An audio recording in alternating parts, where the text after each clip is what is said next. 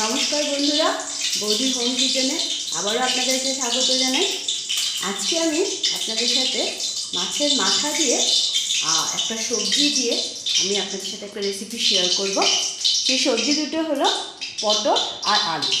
আমি এখানে দুটো আলুকে এইভাবে ডুমডুম করে কেটে নিয়েছি, আর এখানে 4-5টার মতো পটল, যেগুলোকে মাঝখান দিয়ে কেটে এবার ছোটো ছোটো পিস করে নিয়েছি।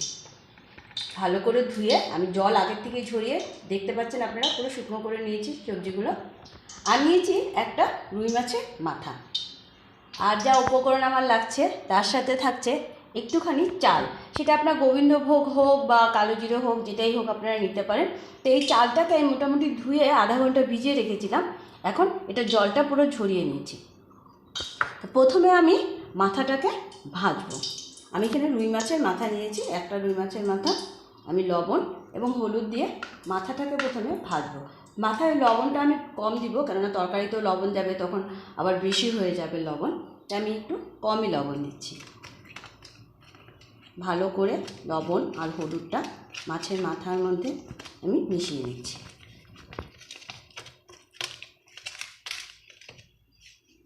লবণটা অবশ্যই আপনারা যে যা স্বাদ অনুযায়ী খাবেন।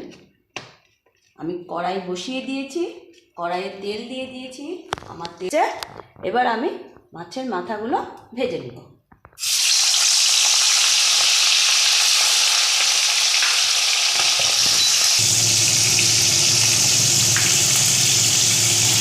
মাছের মাথাটা ভাজার সময় অবশ্যই গ্যাসের ফ্লেমটা একটু হাই রাখবেন,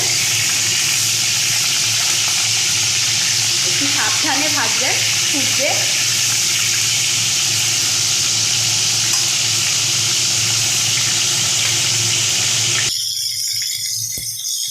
এইভাবে লাল লাল করে মাছের মাথাটাকে আমি ভাজা করে নিই।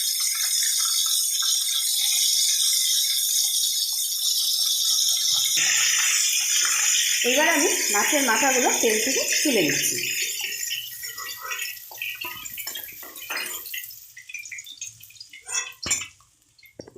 প্রথমে আমি আলুগুলোকে ভাজা করে নেব।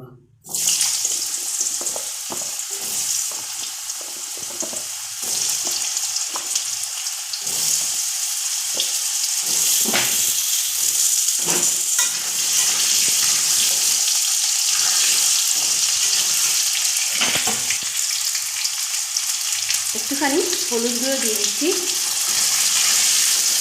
আলুটা ভালো লাল লাল ভাজা হবে। লবণ এখন আমি আর দিব না, আমি পরে দিব, কেননা মাছ ভেজেছি এই তেলে, একটু তো লবণ তেলের মধ্যে ছাড়ে মাছের ভাজার থেকে। আমি এখন আর লবণ দিব না। একটু সময় এই আলুটাকে একটু ভাজা করে নিই। এবার আমি একটা বাটিতে একটু মশলা পেস্ট করে রাখছি। এই দেখুন, হলুদ গুঁড়ো 1 চামচের মতো, লঙ্কা গুঁড়ো সেটাও 1 চামচের মতো, ঝাল আপনারা যে যেমন খান সেই অনুপাতে দেবেন। ধনিয়া গুঁড়ো আর জিরে গুঁড়ো। এটার মধ্যে আমি একটুখানি বিট লবণ অ্যাড করে সেটা ভিজিয়ে রাখছি। যত সময় আমার সবজিগুলো ভাজা হবে মশলাটা খুব ভালোভাবে ভিজে যাবে। দেখুন, আলুগুলো বেশ লাল লাল মতো ভাজা ভাজা হয়ে গেছে। আমি এবার এগুলো তুলে নিলাম।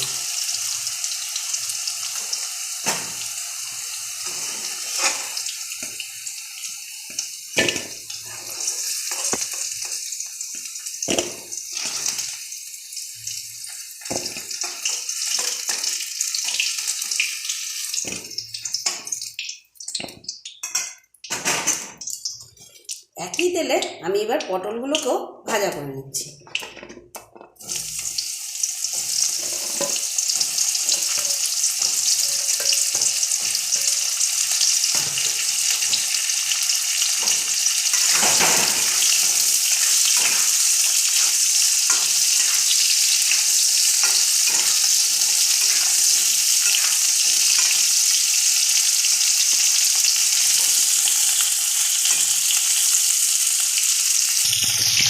দেখুন লাল লাল ভাজা ভাজা হয়ে এসছে।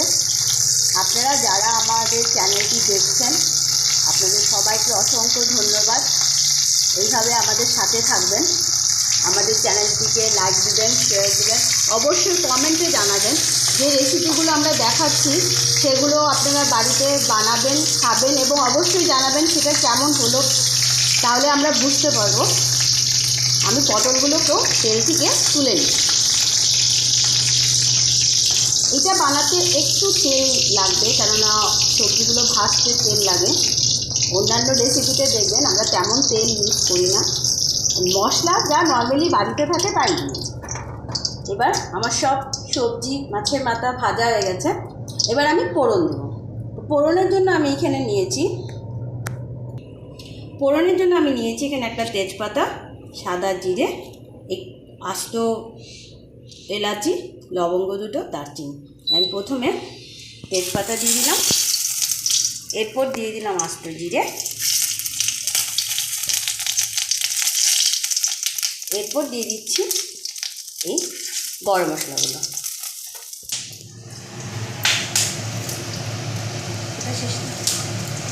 গ্যাসের স্টিমটা আমি একটু লো করে দিয়েছি।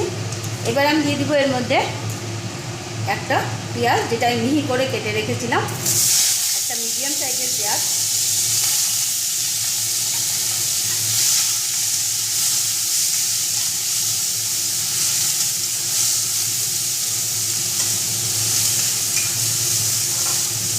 পেঁয়াজটা একটু ভাজা ভাজা করে তার মধ্যে দিয়ে দিব 1 টেবিল চামচ আদা রসুন পেস্ট,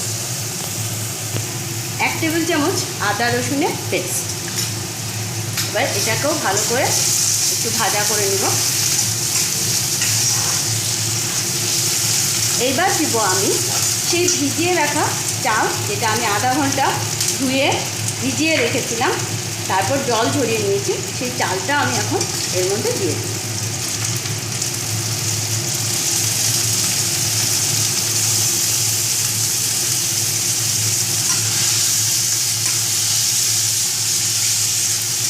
এবার ভালো করে আমি এটা ভাজা করে নেব।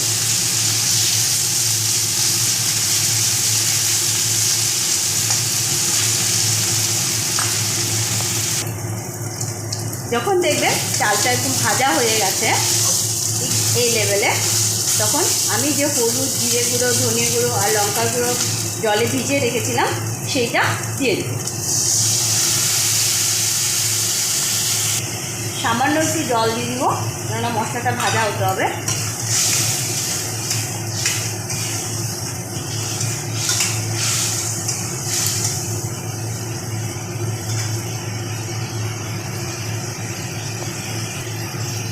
এবার আমি এর মধ্যে একটা পেঁয়াজের অর্ধেক, যেটা এইভাবে আমি খোসাগুলো খুলে খুলে নিয়েছি, সেইটা দিয়ে দিচ্ছি।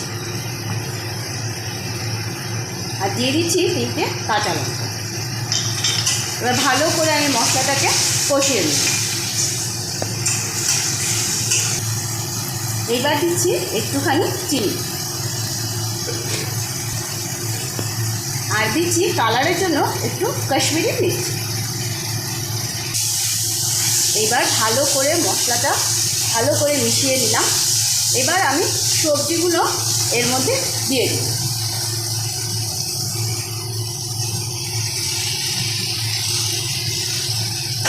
মাছের মাথাটা এখন আমি দিচ্ছি না, একটু পরে দিব মাছের মাথাটা। শুধু আমি সেই আলু আর পটল যেটা আমি ভাজা করে রেখেছিলাম সেইটা দিয়ে দিলাম। গ্যাসের স্টিমটা অবশ্যই আপনি হাই রাখবেন এই পর্যায়ে। এবার আমি দিয়ে দিব লবণ। লবণ অবশ্যই স্বাদ অনুযায়ী আমি এখানে 1 চামচের মতো লবণ দিয়ে দিই।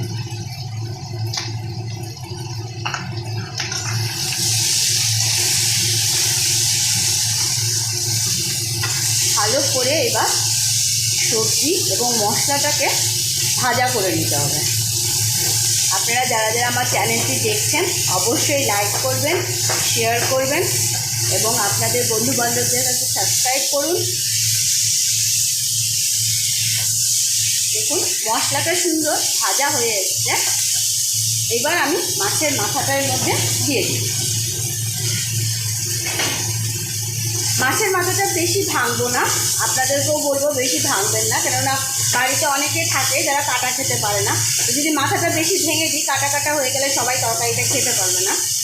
যারা কাটা খেতে পারে যারা মাথাটা তুলে খেয়ে নেবে, বাকি সবাই তরকারিটা খেতে পারবে, তরকারির টেস্টটা নিতে পারবে।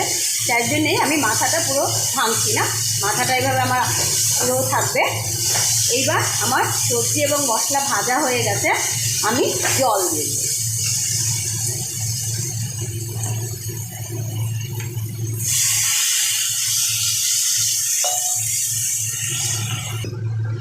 দেখুন আমি পরিমাণ মতো ঝোল দিয়ে দিয়েছি, এর থেকে বেশি ঝোল লাগবে না। এবার আমি এটাকে ঢাকা দিয়ে দিব সেদ্ধ হওয়ার জন্য।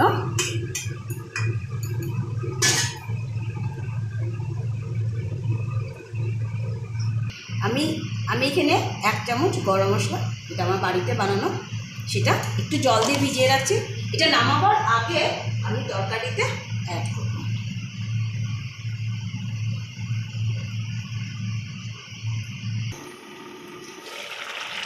দেখুন বন্ধুরা, আমার তরকারিটা ঠিক এই পর্যায়ে এসছে।